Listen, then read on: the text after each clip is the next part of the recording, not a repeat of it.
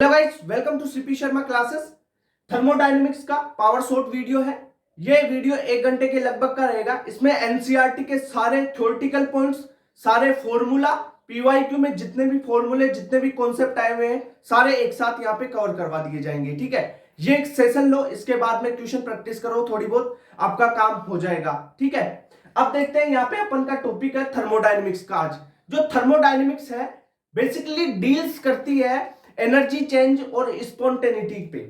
ठीक है, ये एनर्जी चेंज और स्पॉन्टेनिटी को डील करती है।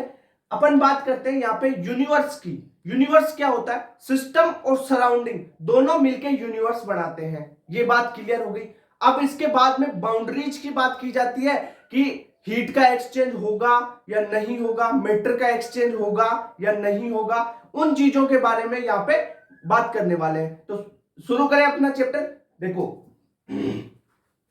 थर्मोडायनेमिक्स एनर्जी चेंज और स्पॉन्टेनिटी को एक केमिकल रिएक्शन में डील करता है, वो होता है थर्मोडायनेमिक्स। इतनी बेसिक सी बात है, ये एनसीईआरटी की लाइन है इसलिए लेके आया हूं।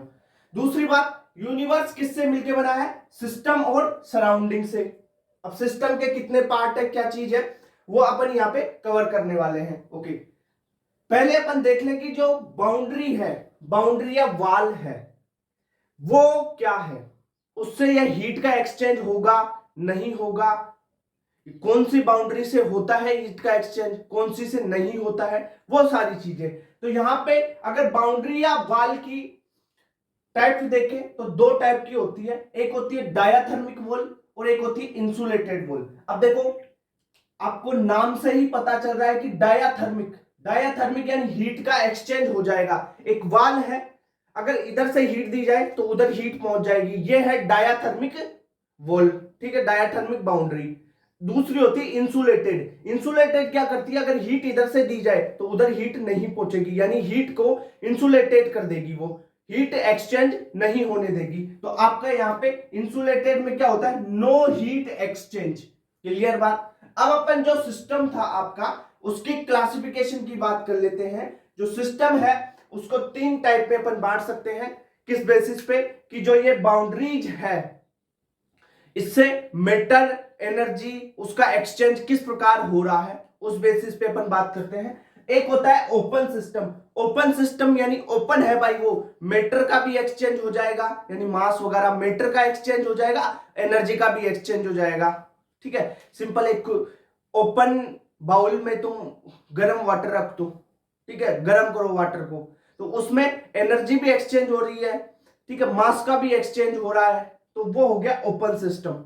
ठीक है, क्लोज सिस्टम यानी एक्सचेंज होगा एनर्जी का ओनली, मीटर का नहीं। जैसे बोतल होती है ना, बंद बोतल में, बोतल ले लो सिंपल, उसमें क्या करो, वाटर का तो एक्सचेंज नहीं होगा ना। अगर वाटर गर्म है तो वो धीरे धीरे ठंडा हो जाता है, यानी एनर्जी का एक्सचेंज हो जाता है उसमें, तो वो क्लोज सिस्टम हो गया। एक होता है इंसुलेटेड सिस्टम। इंसुलेटेड सिस्टम में ना तो एनर्जी का एक्सचेंज होता है और ना ही मीटर का। जैसे आपकी थर्मस हो गई, थर्मस प्योर इंसुलेटेड नहीं होती, उसमें कुछ, देखो यार, हर चीज 100% नहीं होती, पर जो थर्मस है वो इंसुलेटेड का एग्जांपल है, क्योंकि थर्मस में आप चाय या कॉफी रखते हैं, बंद कर देते हैं, तो वो गर्म ही रहती है, ना तो चाय का लॉस, कॉफी का लॉस होता है, ना उसकी एनर्जी का लॉस होता है। ठीक है, एनर्जी या हीट का। ओके, इतनी बात clear. Open system, close system और आइसोलेटेड सिस्टम। देखो एनसीईआरटी की लाइनें हैं, क्वेश्चन बन सकता है, इसलिए सारी लाइनें लेके आया हूं। अब देखो इंपॉर्टेंट क्वेश्चन बनता है state function, path function, extensive और इंटेंसिव प्रॉपर्टी पे। इसको भी अपन डिटेल में समझते हैं। पाथ फंक्शन और स्टेट फंक्शन की बात करें तो स्टेट फंक्शन वो होगा जो इनिशियल और फाइनल, इनिशियल और फाइनल पे डिपेंड करेगा। इनिशियल स्टेट और फाइनल स्टेट, यानी इसको निकालने के लिए आपको v final minus v initial करना पड़ेगा, यानी कोई भी फाइनल में से इनिशियल घटाओगे तब वो निकल जाएगा। ठीक है, यानी वो पाथ के पे डिपेंड नहीं कर रहा, वो फाइनल और इनिशियल पोजीशन पे डिपेंड कर रहा है। ठीक है, इसके एग्जांपल प्रेशर हो गया, वॉल्यूम हो गया, टेम्परेचर हो गया, सारी चीजें हैं जो हीट और वर्क को छोड़कर, आपकी एनसीईआरटी में हीट और वर्क को छोड़कर जितने भी एग्जांपल दे रखे हैं वो सारे स्टेट फंक्शन के हैं। ठीक है, याद रह जाएगा। अब आते हैं पाथ फंक्शन पे। पाथ फंक्शन क्या होता है? डिपेंड करता है पाथ पे, किस प्रकार से पाथ जा रहा है। देखो एक बात करें अपन, जैसे यहां पे ये ग्राफ है, इसमें W1 वर्क हुआ है, इसमें W2 वर्क हुआ है और इसमें W3 वर्क हुआ है, 1 2 3। अब मेरे को बताओ इसमें जो ये पाथ फंक्शन है ना, ये पाथ पे डिपेंड करते हैं, पाथ पे डिपेंड करते हैं। इसमें जो इनिशियल और फाइनल पोजीशन तो ये है, इस पे ये डिपेंड नहीं करेंगे। दो देखो, इनिशियल और फाइनल पोजीशन सेम है पर इनमें वर्क अलग अलग होगा। W1 में वर्क ज्यादा होगा, W2 में फिर कम, फिर W3 में उससे कम। क्यों? क्योंकि देखो ये पाथ बन रहा है ना, इसका एरिया देखो, W1 ज्यादा एरिया घेरेगा, W2 कम, W3 और भी कम। ठीक है, ये समझ में आया ये चीज कि path function depend on path. Question यही आने वाला है, ऐसे ही क्वेश्चन आते हैं। पाथ फंक्शन के एग्जांपल, दो ही एग्जांपल है, एग्जांपल पे क्वेश्चन आता है। एक तो हो गई हीट, दूसरा हो गया वर्क। हीट और वर्क पाथ फंक्शन है, इनिशियल और फाइनल पोजीशन पे ये डिपेंड नहीं करते हैं। इतनी बात क्लियर। अब आते हैं एक्सटेंसिव प्रॉपर्टी और इंटेंसिव प्रॉपर्टी। याद रखना, जो एक्सटेंसिव प्रॉपर्टी है वो मास पे डिपेंड करती है, इंटेंसिव प्रॉपर्टी मास पे डिपेंड नहीं करती है।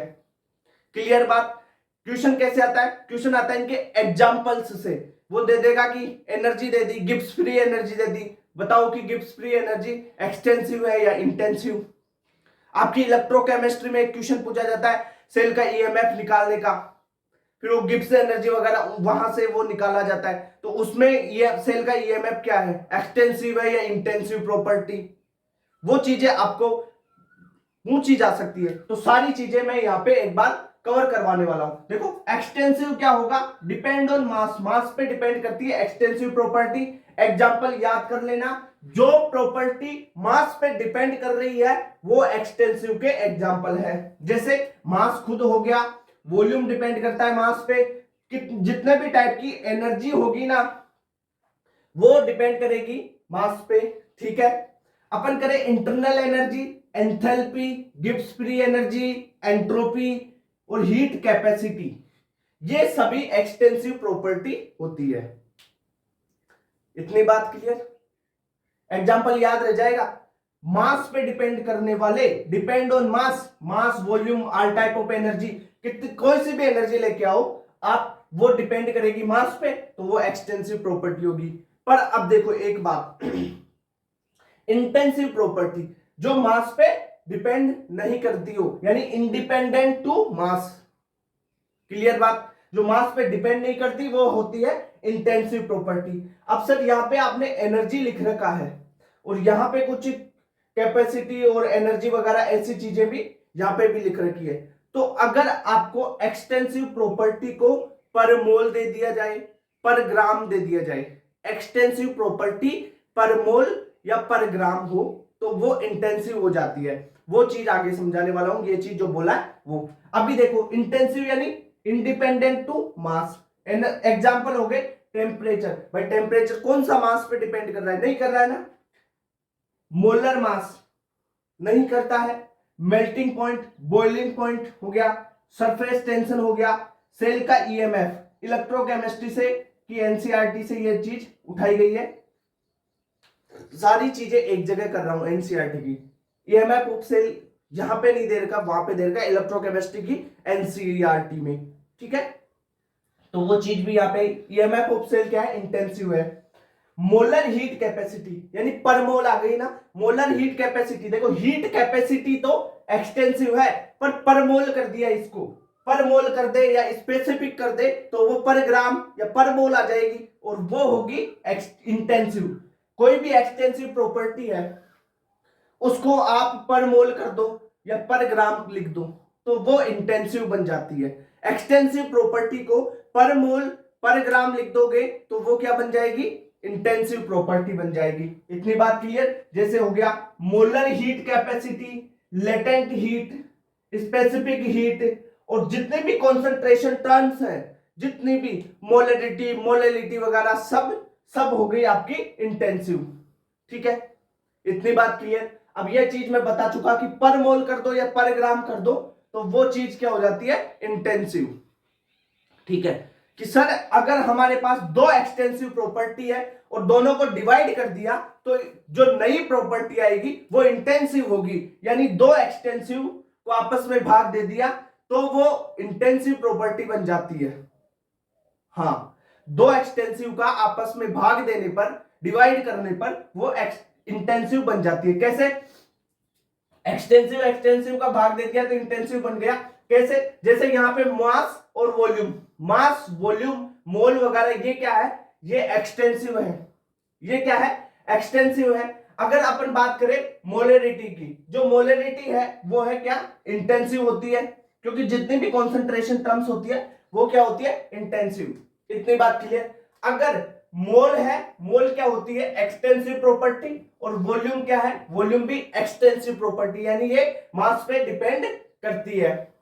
इतनी बात क्लियर। मोल और वॉल्यूम मास पे डिपेंड करता है। अगर भाग दे दिया जाए, मोल बटा वॉल्यूम करते हैं तो मोलरिटी मिलती है ना, क्या होता है? कैपिटल एम बराबर एन बटा वी होता है ना। ठीक है, तो ये मोलरिटी क्या है? ये इंटेंसिव प्रॉपर्टी है। ओके, इतनी बात क्लियर यहां तक। अब अपन आते हैं heat capacity, molar heat capacity और स्पेसिफिक हीट कैपेसिटी पे। जो हीट कैपेसिटी है वो होती है amount of heat required to raise temperature of gas by 1 degree Celsius या 1 केल्विन। ठीक है, amount of heat required to raise temperature by gas of gas by 1 degree Celsius और 1 केल्विन। ठीक है, ये हो गया heat capacity. Molar heat capacity क्या है? वही amount of heat required to raise temperature of 1 mole of gas. ये 1 मोल ऑफ गैस के लिए होगा तो वो हो गया मोलर हीट कैपेसिटी। और 1 ग्राम के लिए हो जाए, 1 ग्राम के लिए कितना टेम्परेचर रेज करना पड़ रहा है, वो हो गया स्पेसिफिक हीट कैपेसिटी। ठीक है, सिंपल टेम्परेचर अगर रेज करें, देखो amount of heat required to raise temperature of gas, gas के टेम्परेचर को रेज करने के लिए कितनी हीट चाहिए? 1 डिग्री सेल्सियस रेज करने के लिए, 1 केल्विन रेज करने के लिए। ठीक है, तो वो तो हो गया हीट कैपेसिटी।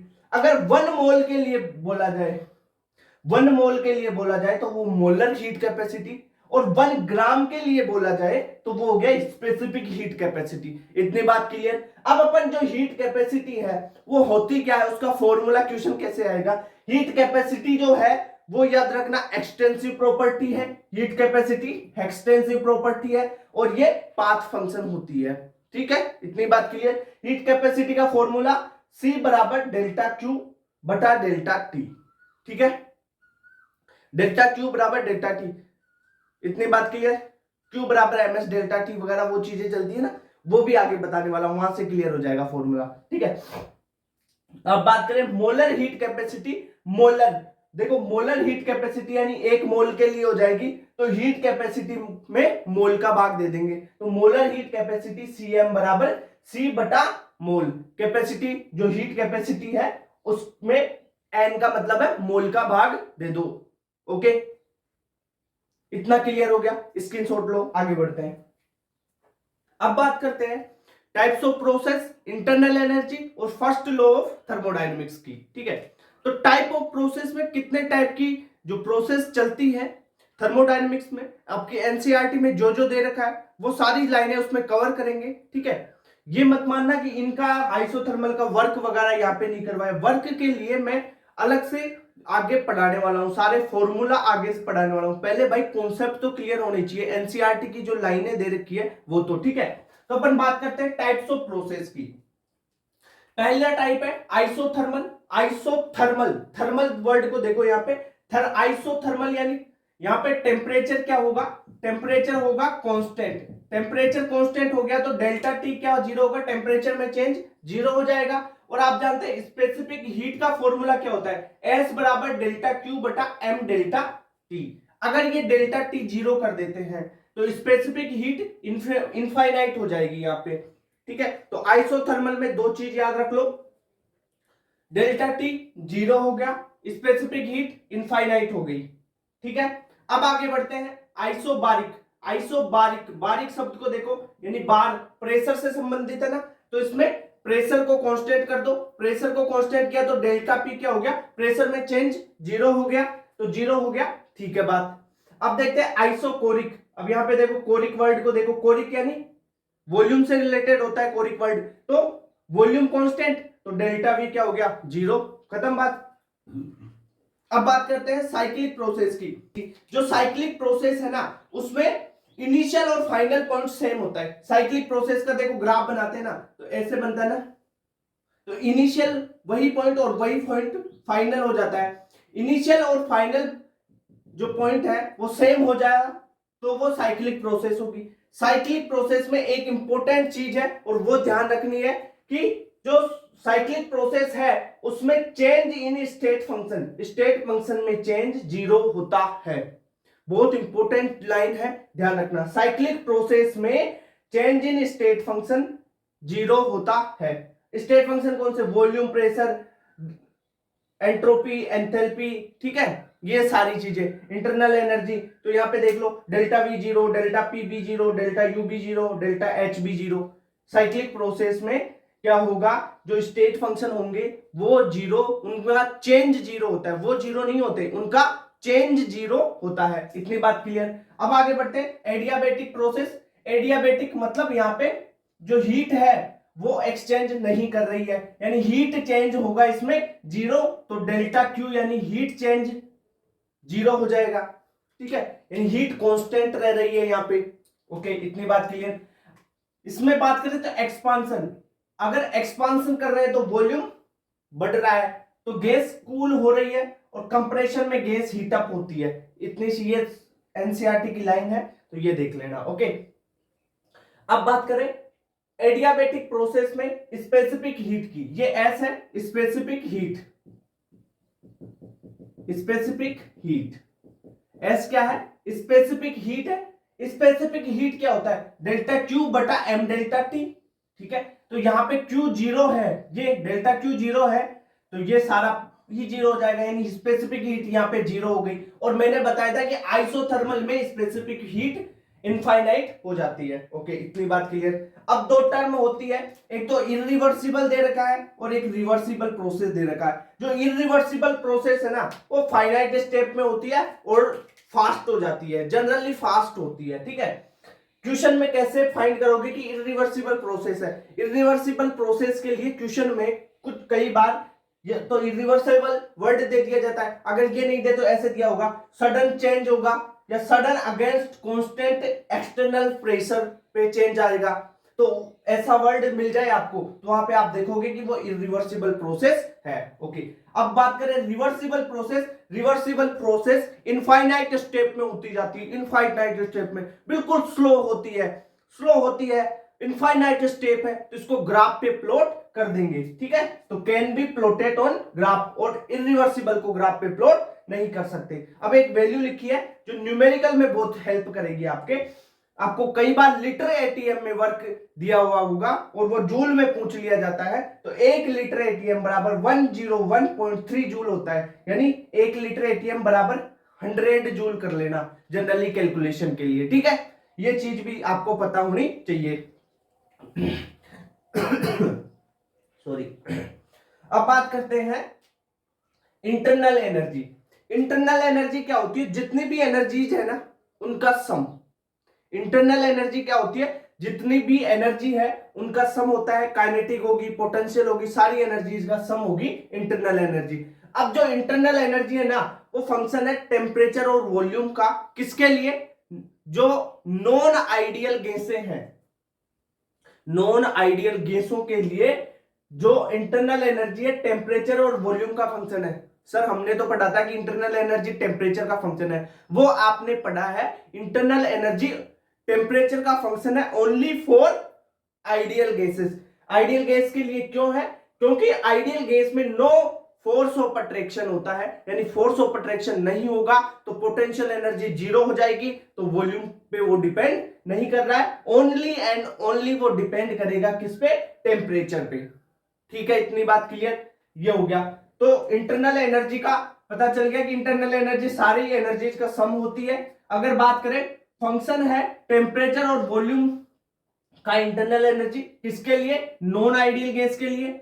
और इंटरनल एनर्जी फंक्शन है टेम्परेचर का फॉर ओनली आइडियल गैसेस, ठीक है। कारण भी समझा दिया, यहां पे रीजन ये है इसका, ठीक है।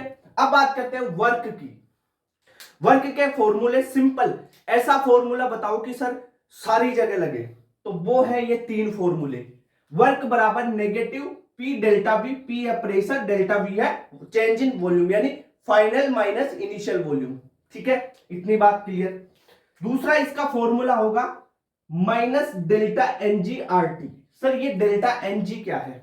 यहां पे ये डेल्टा एनजी होगा जो प्रोडक्ट के, गैसियस प्रोडक्ट के मोल माइनस रिएक्टेंट के मोल, गैसियस में होनी चाहिए, गैस में, तो डेल्टा एनजी होता है moles of product in gas, ठीक है, minus moles of reactant in gas में होना चाहिए। अगर सॉलिड में या लिक्विड में है तो वो जीरो माने जाएंगे। इतनी बात क्लियर, ये गैस में लेना है। तीसरा फॉर्मूला माइनस एनआरटी भी लगा दिया जाता है, एन है यहाँ पे मोल्स। ओके, इतनी बात क्लियर। अब सर रिएक्शन में या अपन यहां पे पुट करेंगे, फर्स्ट लॉ भी लगाएंगे, तो वर्क की वैल्यू कब पॉजिटिव लेनी है और कब नेगेटिव लेनी है, इसका भी क्लियरिफिकेशन हो।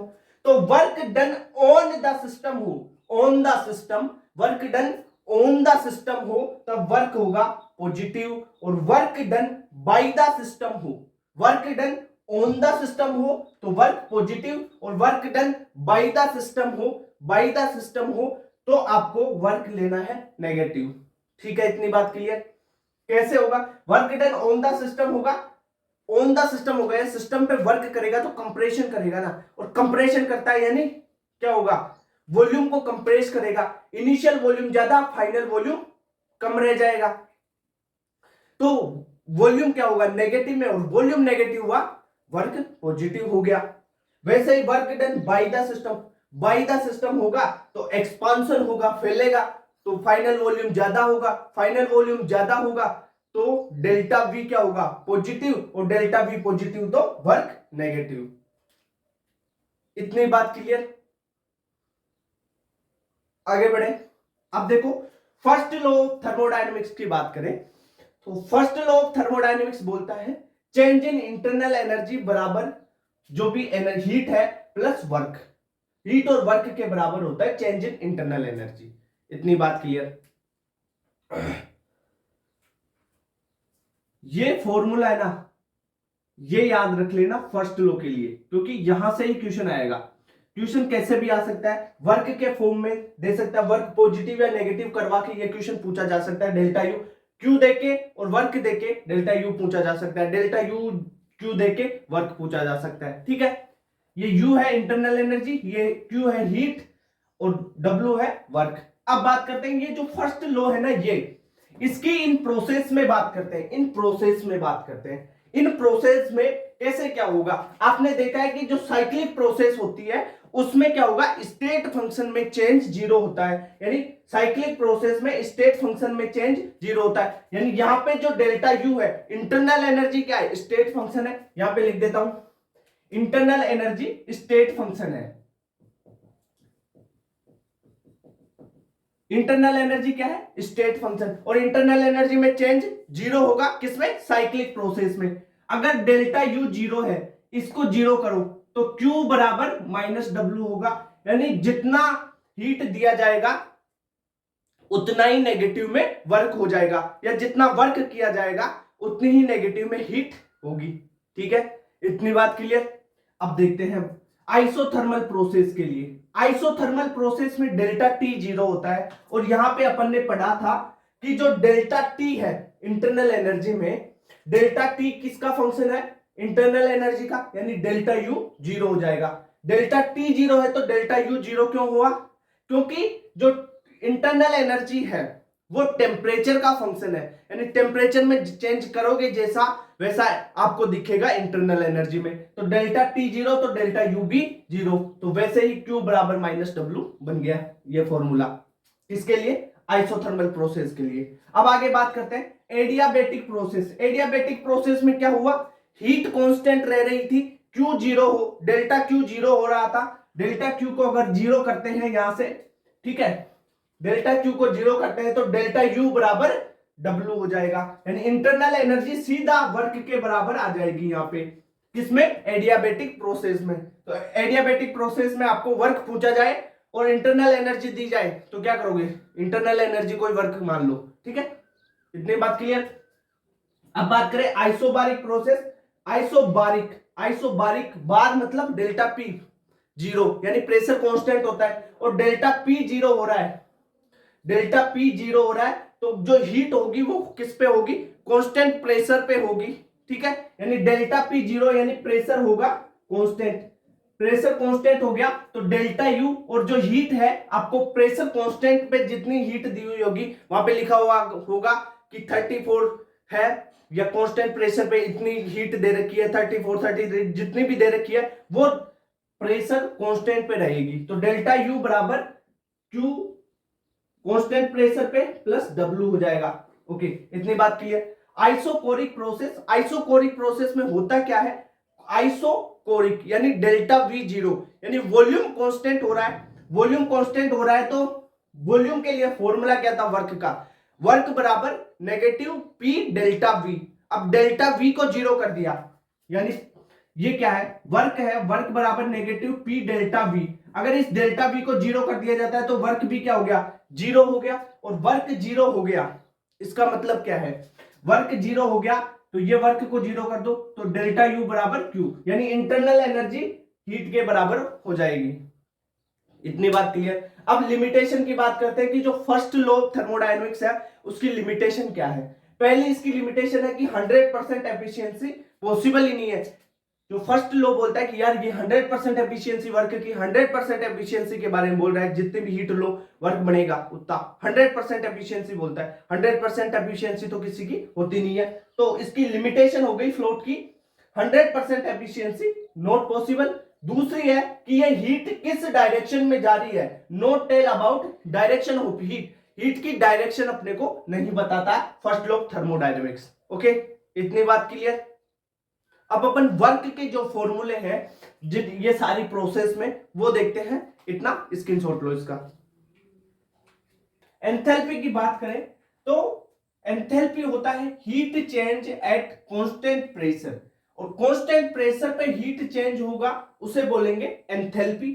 तो इस कांस्टेंट प्रेशर पे अगर हीट कैपेसिटी पता हो, टाइम जो है उस टाइम पर जो डेल्टा टेम्परेचर है, डेल्टा टी है वो पता हो तो, और मोल पता हो तो आप एंथैल्पी निकाल सकते हैं। उसके लिए फॉर्मूला है एंथैल्पी बराबर एनसीपी डेल्टा टी। यहां पे सीपी क्या है, ये heat capacity at constant pressure, ठीक है। जो एंथैल्पी है ना इसका फॉर्मूला होता है डेल्टा एच, एंथैल्पी हो गया बराबर इंटरनल एनर्जी में change plus work, P delta we work होता है। ओके, इतनी बात। या पी डेल्टा वी को आप क्या लिख सकते हो, एनजीआरटी, डेल्टा एनजीआरटी, तो डेल्टा एनजीआरटी यहां पे लिख दिया, इस फॉर्मूले में हो गया ये बात। अगर एंथैल्पी चेंज निकाले किसी रिएक्शन के लिए, आपको प्रोडक्ट और रिएक्टेंट दे रखा है, तो आप क्या करोगे, प्रोडक्ट माइनस रिएक्टेंट करना है एंथैल्पी चेंज के लिए। इतनी बात क्लियर। अगर डेल्टा एच पॉजिटिव है तो रिएक्शन एंडोथर्मिक होगी, और डेल्टा एच नेगेटिव है तो रिएक्शन एक्सोथर्मिक होगी। एक्सोथर्मिक में एनर्जी क्या होगी, बाहर निकलेगी, और एंडोथर्मिक में एनर्जी देनी पड़ेगी। इतनी बात क्लियर। ये अब अपन आते हैं, ये सारी चीजें होगी कांस्टेंट प्रेशर की। अब कांस्टेंट वॉल्यूम है तब क्या होगा, तो इंटरनल एनर्जी में जो चेंज होगा वो कांस्टेंट वॉल्यूम पर होता है, और वो होगा एन सीवी डेल्टा टी। यहां पे सीवी क्या है, heat capacity at constant volume. इतनी बात क्लियर। अब देखो सीपी यानी heat capacity at constant pressure, और CV heat capacity at constant volume. ये सीवी है कांस्टेंट वॉल्यूम पे, सीपी है कांस्टेंट प्रेशर पे। इन दोनों में रिलेशन देखते हैं क्या है। रिलेशन होता है सीपी माइनस सीवी बराबर आर, ठीक है। इसे बोलते हैं मेयर्स रिलेशन। मेयर्स रिलेशन पढ़ाना, सीपी माइनस सीवी बराबर आर, और एक होता है पॉइजन्स रेशियो जो गामा के बराबर होता है, वो होता है सीपी बटा सीवी। इतनी बात क्लियर। एक फॉर्मूला और याद रख लेना, बहुत काम का है, सीवी बराबर R upon gamma minus one, ठीक है। सीपी बराबर R upon gamma minus one होता है बस। आर क्या है यहाँ पे, आर गैस कांस्टेंट है। इतनी बात क्लियर। चलो ठीक है। अब आगे अपन जो गामा है ना, गामा इसकी वैल्यू देखते हैं। गामा की वैल्यू मोनोएटॉमिक गैस के लिए अलग होगी, डायटोमिक गैस के लिए अलग होगी, और ट्राइएटॉमिक गैस के लिए अलग होगी। तो यहाँ पे 1.66 होती है मोनोएटॉमिक की, डायटोमिक के लिए 1.4, और ट्राइएटॉमिक के लिए 1.33। इतनी बात क्लियर। अब एक चीज आती है, क्वेश्चन आता है कि आपको एवरेज सीवी एवरेज सीपी ये निकालना होता है, तो कैसे निकालोगे? कोई इंडिविजुअल कंपाउंड है ए और बी, इसके ए की है, ए के मोल है N1, ए की सीवी है CV1 और कांस्टेंट प्रेशर पे हीट कैपेसिटी है CP1, ठीक है। जहां पे बी के लिए N2, CV2 और CP2 है। अगर इनका मिक्सचर बना दिया जाए, मिक्सचर कर दिया जाए, इनका मिक्स कर दिया जाए और मिक्सचर की एवरेज पूछी जाए, मिक्सचर में एवरेज सीवी पूछा जाए, सीपी पूछा जाए या गामा एवरेज पूछा जाए, तब आप क्या करोगे? उसके लिए फॉर्मूला है N1 CV1। अगर CV एवरेज पूछा जा रहा है तो N1 CV1 plus N2 CV2 बटा N1 प्लस N2 फॉर्मूला लगा दोगे। अगर एवरेज CP पूछा जाए तो N1 CP1 plus N2 CP2 बटा N1 प्लस N2 लगा दोगे। ओके, अगर गामा एवरेज पूछा जा रहा है तब गामा 1 और ये N1 गामा 1 मत लगा देना, वो गलत हो जाएगा। इसके लिए आप फॉर्मूला क्या लगाओगे? एवरेज सीपी बटा एवरेज सीवी, यानी एवरेज सीवी और एवरेज सीपी ये यहां से निकालोगे और इसको एवरेज सीपी बटा सीवी कर दोगे तो गामा एवरेज निकल जाएगा। अब अपन बात करते हैं वर्क इन डिफरेंट प्रोसेसेस। जो बहुत सारी प्रोसेस अपन ने बात की है उनमें सब में वर्क का फॉर्मूला ये पूछा जाता है। तो अपन बात करें सबसे पहले वर्क का क्या होता है? वर्क बराबर माइनस पी डेल्टा वी, यहाँ पे पी एक्सटर्नल प्रेशर होता है ना, ये सबको पता है, या बराबर माइनस डेल्टा एनजीआरटी होता है। अब यहाँ पे बात करें आइसोकोरिक प्रोसेस में वर्क की, आइसोकोरिक प्रोसेस यानी delta V zero, delta V zero हो गया तो ये वर्क भी क्या हो जाएगा? जीरो हो जाएगा। डेल्टा वी जीरो तो वर्क क्या हो जाएगा? जीरो। क्यों? डब्ल्यू बराबर क्या होता है? माइनस पी डेल वी, तो ये हो गया जीरो। अब देखो जो आइसोकोरिक प्रोसेस है ना, वर्क जीरो हो गया तो क्यू किसके बराबर हो गया? डेल्टा यू के।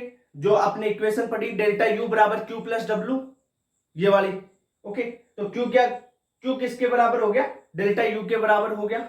ओके, तो ये हो गया। और क्यू क्या होता है? डेल्टा यू क्या होता है? अपन ने पढ़ा है यहाँ पे एनसीवी डेल्टा टी, तो ये एनसीवी डेल्टा टी के बराबर हो गया।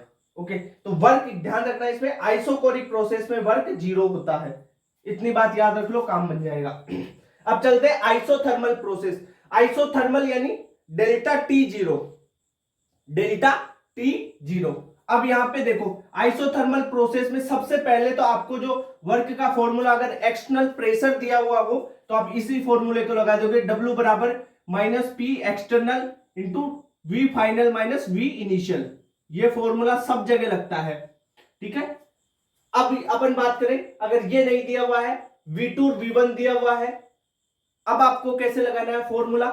तो W बराबर माइनस 2.303 NRT log 10 के बेसिस पे V2 बाई V1। अगर V2 बाई V1 नहीं करना चाहते तो आप जानते हो PV बराबर कांस्टेंट होता है, यानी P1 बटा P2 बराबर V2 बटा V1 होता है, तो यहां पे P1 बटा P2 भी आप लिख सकते हैं।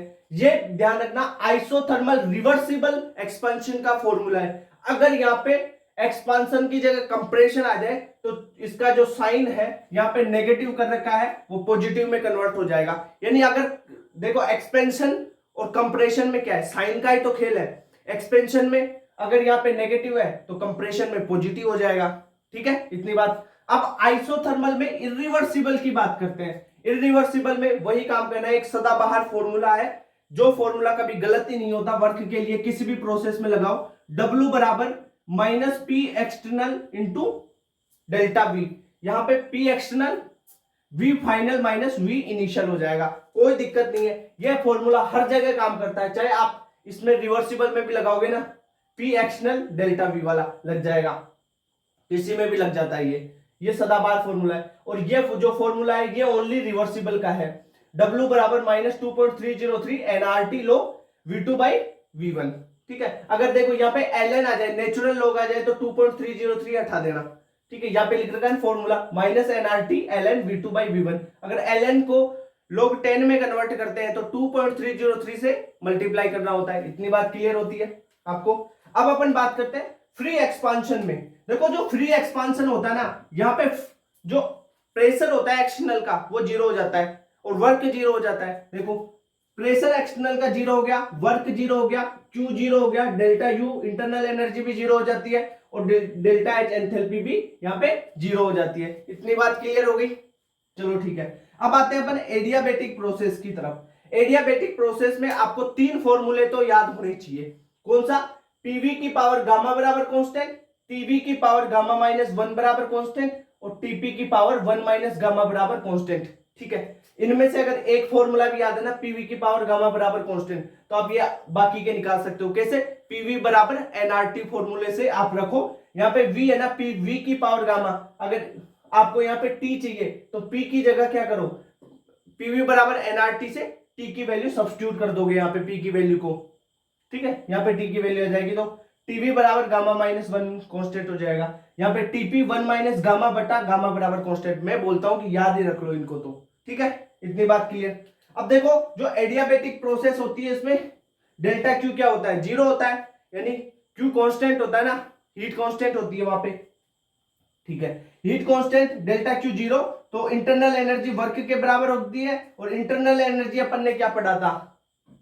एनसीवी डेल्टा टी, ये होती है एनसीवी डेल्टा टी।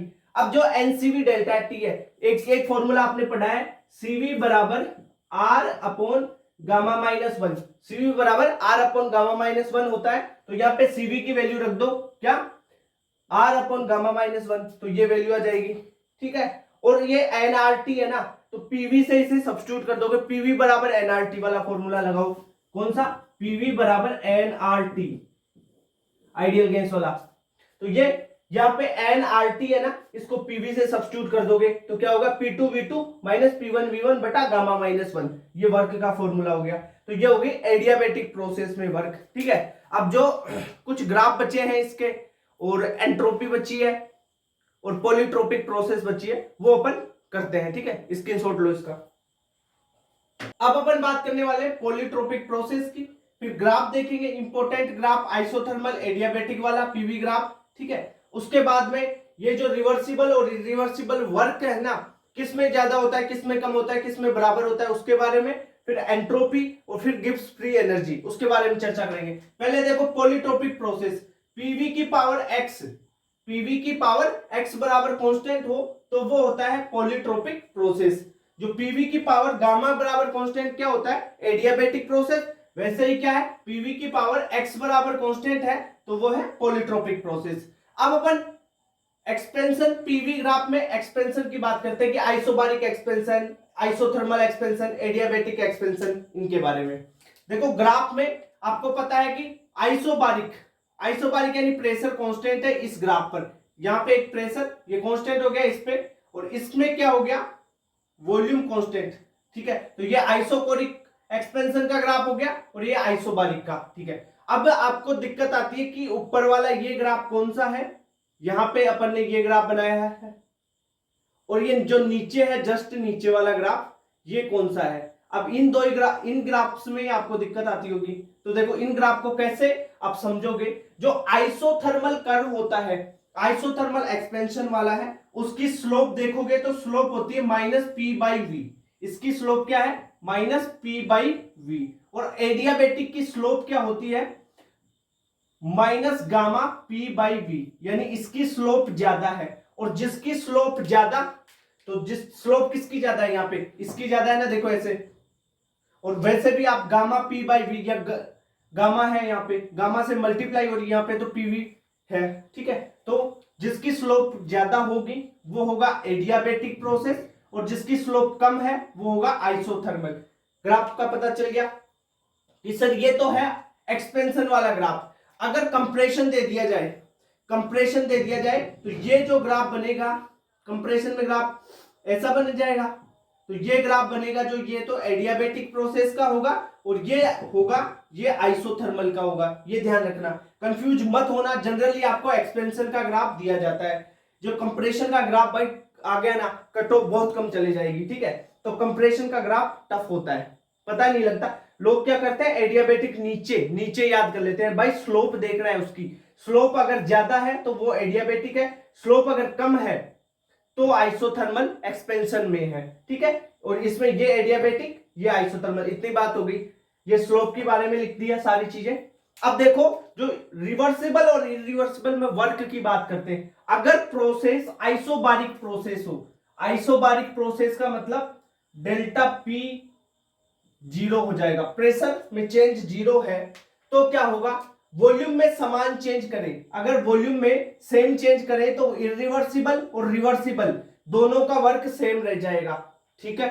और आइसोबारिक के अलावा जो सारी प्रोसेस है ना, आइसोकोरिक, आइसोथर्मल, इनमें अगर कंप्रेशन की बात करें तो कंप्रेशन में रिवर्सिबल का वर्क ज्यादा होता है और एक्सपांशन में इरिवर्सिबल का वर्क ज्यादा होता है। इतनी बात क्लियर। सेम चेंज, वॉल्यूम में सेम चेंज होना चाहिए, उसके लिए बात कर रहे हैं ये चीजें, ठीक है। अब आते हैं second law of thermodynamics. Second law क्या बोलता है कि जो स्पॉन्टेनियस रिएक्शन होते हैं उनके लिए डेल्टा एस यानी एंट्रोपी में टोटल चेंज पॉजिटिव होता है। इतनी बात क्लियर। और डेल्टा एस, एस टोटल क्या होता है, सिस्टम में एंट्रोपी चेंज और सराउंडिंग की एंट्रोपी चेंज टोटल के बराबर होती है, ठीक है। टोटल एंट्रोपी चेंज क्या होगी, सिस्टम में एंट्रोपी चेंज प्लस सराउंडिंग में एंट्रोपी चेंज, ये बात होगी। अब अपन बात करते हैं third law of thermodynamics. Third law क्या बोलता है, for a perfect crystalline solid, एक परफेक्ट क्रिस्टलाइन सॉलिड के लिए एंट्रोपी जीरो होती है, कहां पर, 0 केल्विन। 0 केल्विन यानी एब्सोल्यूट जीरो टेम्परेचर होगा -273 डिग्री सेल्सियस पे, -273 डिग्री सेल्सियस पे एक क्रिस्टलाइन सॉलिड के लिए एंट्रोपी जीरो होगी, ओके। इतनी बात क्लियर। अब आते हैं एंट्रोपी पे, यहां से क्वेश्चन आता, कंफर्म है भाई यहां से क्वेश्चन आना। एंट्रोपी है वो एक्सटेंसिव प्रॉपर्टी है, इतनी बात पता है सबको। एंट्रोपी क्या है, मेजरमेंट ऑफ डिसऑर्डरनेस, कोई भी चीज कितना डिसऑर्डर्ड है, बिखरी हुई है, उसकी मेजरमेंट ही एंट्रोपी हो जाती है।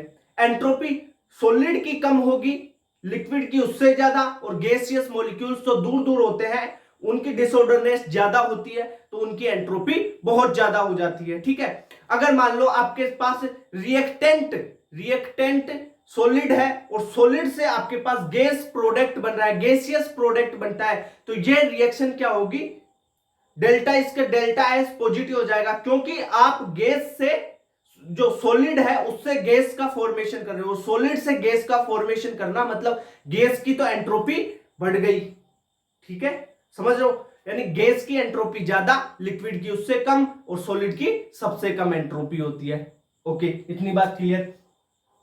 अब एक रिएक्शन की बात करें तो मान लो X रिएक्टेंट और Y प्रोडक्ट बन गया, ओके। तो आप इस रिएक्शन के लिए एंट्रोपी चेंज क्या लिखोगे, एंट्रोपी चेंज होता है प्रोडक्ट माइनस रिएक्टेंट की एंट्रोपी, यानी प्रोडक्ट की एंट्रोपी माइनस रिएक्टेंट की एंट्रोपी कर देनी है आपको, आपका आंसर आ जाएगा एंट्रोपी चेंज। क्या करना है, प्रोडक्ट माइनस रिएक्टेंट, ओके। अगर डेल्टा एस पॉजिटिव है तो एंट्रोपी ज्यादा होगी, है तो सिंपल बात है। डेल्टा एस नेगेटिव है, एंट्रोपी चेंज अगर नेगेटिव है तो एंट्रोपी कम हो रही है ना, और एंट्रोपी चेंज पॉजिटिव है तो एंट्रोपी ज्यादा हो रही है, सिंपल सी बात है। अरे एंट्रोपी का मतलब क्या है भाई, कोई चीज कितनी बिखरी हुई है, कितना उसका डिसऑर्डर्ड है, कितनी डिसऑर्डरनेस है उसमें, तितर बितर बिखरी हुई है, वही है एंट्रोपी। गैस की ज्यादा है और सॉलिड की कम है, क्यों, गैस के मॉलिक्यूल्स दूर दूर फैले हुए हैं बहुत, और सॉलिड के मॉलिक्यूल कंपैक्ट है, समझ रहे हो, इस कारण गैस की एंट्रोपी ज्यादा हो गई। इतनी बात क्लियर। तो ये चीज आपको समझ में आ गई होगी एंट्रोपी की। अब देखिए boiling of egg, boiling of egg करते हैं तब एंट्रोपी बढ़ती है, नहीं सर घटनी चाहिए, क्योंकि बॉइलिंग ऑफ एग करते हैं तब वो बॉइल एग सॉलिड हो जाता होगा, नहीं ऐसा नहीं होता। क्यों नहीं होता, क्या कारण है ये चीज एंट्रोपी बढ़ने का, बॉइलिंग ऑफ एग करते हैं एंट्रोपी बढ़ती है, क्यों, क्योंकि पहले तो जो प्रोटीन थी ना वो ऑर्डर्ड में थी, और बाद में अगर गर्म करते हैं प्रोटीन को, एग में प्रोटीन तो होती है, प्रोटीन डीनेचुरेट हो जाती है, और डीनेचुरेट हो गई मतलब वो डिसऑर्डर्ड हो गई, टूट गई, तो उसकी एंट्रोपी बढ़ गई। तो ये ध्यान रख लेना, यहां पे गलत मत कर देना इसको, बॉइलिंग ऑफ एग वाले को, ओके। अगर डेल्टा एनजी क्या होता है, gaseous moles of product minus gaseous moles of reactant होता है, प्रोडक्ट में से गैसियस मोल ऑफ रिएक्टेंट घटाते हैं तो डेल्टा एनजी आता है, और डेल्टा एनजी अगर पॉजिटिव है तो एंट्रोपी भी पॉजिटिव होगी, यानी एंट्रोपी बढ़ेगी। अगर डेल्टा एनजी नेगेटिव है किसी रिएक्शन का तो डेल्टा एस क्या होगा, नेगेटिव, डेल्टा एस नेगेटिव का मतलब एंट्रोपी कम हो रही है। इतनी बात क्लियर हो गई। नेक्स्ट है, देखो फॉर्मूला होता है चेंज इन एंट्रोपी का, चेंज इन एंट्रोपी होती है डेल्टा एच बटा टी। जब गिब्स फ्री एनर्जी में चेंज जीरो होता है तब ऐसे फॉर्मूले यहाँ पे निकाल देते हैं, यहां से निकाल लिया हुआ फॉर्मूला है ये, कोई दिक्कत नहीं है, बता दूंगा अभी। फॉर्मूला याद रख लेना, डेल्टा एस बराबर डेल्टा एच बाई टी।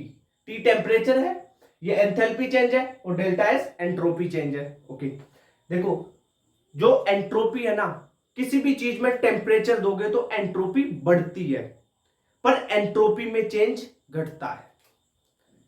समझ नहीं पे? यहां पे देखो पॉइंट लिख रखा है मैंने, चेंज इन एंट्रोपी वो इनवर्सली प्रोपोर्शनल होता है टेम्परेचर की, जैसे यहां पे ये इक्वेशन है, ठीक है। और entropy directly proportional to temperature, यानी बॉइलिंग ऑपरेट कर रहे हो तो एंट्रोपी बढ़ रही है, यानी डीनेचुरेशन ऑफ प्रोटीन हो रहा है, यानी टेम्परेचर बढ़ाया तभी तो हुआ ये चीज। समझ गए बात? ये पॉइंट बिल्कुल करेक्ट लिखा हुआ है, ध्यान रख लेना इसका। चेंज इन एंट्रोपी है और दूसरा एंट्रोपी है। ओके, अब देखो रिवर्सिबल आइसोथर्मल प्रोसेस में चेंज इन एंट्रोपी क्या होगी, 2.303 NR, यहां पे टेम्परेचर नहीं आएगा, टी नहीं आएगा, log 10 की बेस पे V2 बाई V1। अब V2 बाई V1 को P1 बटा P2 भी लिख सकते हैं, V2 बाई V1 को P1 बटा P2 भी लिख सकते हैं, ठीक है बात। आइसोबारिक प्रोसेस, आइसोबारिक प्रोसेस में क्या होता है, कांस्टेंट प्रेशर पे इसमें एंट्रोपी देखी जाएगी, कांस्टेंट प्रेशर पे आइसोबारिक में। ओके, तो यहां पे देखो इसका फॉर्मूला हो गया, चेंज इन एंट्रोपी बराबर 2.303 N, यहां पे Cp है कांस्टेंट प्रेशर पे, ठीक है, log T2 बाई T1। अगर आइसोकोरिक ले ले, आइसोकोरिक यानी वॉल्यूम कांस्टेंट हो गया, और वॉल्यूम कांस्टेंट पे Cv आता है, और कांस्टेंट प्रेशर पे Cp होता है, ठीक है। इतनी बात तो क्लियर होगी ना आपको। तो ये डेल्टा एस बराबर 2.303 NCV log T2 by T1। चलो अब आगे चलते हैं। अब एक छोटा सा टॉपिक बचा है, गिब्स फ्री एनर्जी। देखो जो थर्मोकेमिस्ट्री का लेक्चर होगा ना, उसमें भी गिब्स फ्री एनर्जी के बारे में बता दिया जाएगा। तो यहां पे एक बार बेसिक देख लो, गिब्स फ्री एनर्जी है क्या, free energy of system which can be converted into useful work. Free energy है सिस्टम की जो यूजफुल वर्क में कन्वर्ट हो सके, वो गिब्स फ्री एनर्जी है, ठीक है। गिब्स फ्री एनर्जी होती है डेल्टा जी बराबर delta H minus T delta S. Delta G है गिब्स फ्री एनर्जी में चेंज, डेल्टा एच है एंथैल्पी में चेंज, माइनस टी है टेम्परेचर, डेल्टा एस है एंट्रोपी में चेंज। लिख लो इसको अगर पता नहीं है तो। Delta G Gibbs free energy में चेंज, डेल्टा एच एंथैल्पी में चेंज, टी है टेम्परेचर, डेल्टा एस है एंट्रोपी चेंज, ठीक है। कोई भी रिएक्शन स्पॉन्टेनियस है, स्पॉन्टेनियस मतलब अपने आप चीज हो रही है, कोई भी चीज अगर अपने आप हो रही है तो उसका डेल्टा एस यानी एंट्रोपी में चेंज तो पॉजिटिव होना चाहिए, और जो डेल्टा जी है यानी गिव्स फ्री एनर्जी में चेंज नेगेटिव होगा, तब वो रिएक्शन स्पॉन्टेनियस होगी। यानी delta G negative, delta S positive. इतनी बात क्लियर। अगर कोई रिएक्शन नॉन स्पॉन्टेनियस है, नॉन स्पॉन्टेनियस है, उसके लिए डेल्टा एस यानी एंट्रोपी में चेंज नेगेटिव होगा। नॉन स्पॉन्टेनियस के लिए एंट्रोपी में चेंज नेगेटिव होता है, यानी डेल्टा एस नेगेटिव, और डेल्टा जी जो गिव्स फ्री एनर्जी में चेंज है वो पॉजिटिव होगा। गिव्स फ्री एनर्जी में चेंज पॉजिटिव होता है तब रिएक्शन नॉन स्पॉन्टेनियस होती है, यानी उस रिएक्शन को अपने आप वो रिएक्शन नहीं होती, उस रिएक्शन को बाहर से किसी अपन को करवाया जाएगा, एनर्जी देंगे तब वो रिएक्शन होगी, अदरवाइज रिएक्शन नहीं होगी। और स्पॉन्टेनियस अपने आप रिएक्शन हो जाती है, ठीक है। तो ये रहा थर्मोडायनेमिक्स का माइंड मैप हो गया अपना पावर शॉर्ट वीडियो। अब थर्मोकेमिस्ट्री का वीडियो आएगा नेक्स्ट, ठीक है। तो भाई एक बार वीडियो को देखो और क्वेश्चन सोल्व कर लो, बस सारी एनसीईआरटी के पॉइंट, पीवाईक्यू के पॉइंट सब कुछ कवर कर दिया है मैंने। ओके, थैंक यू, मिलते हैं फिर नेक्स्ट लेक्चर में।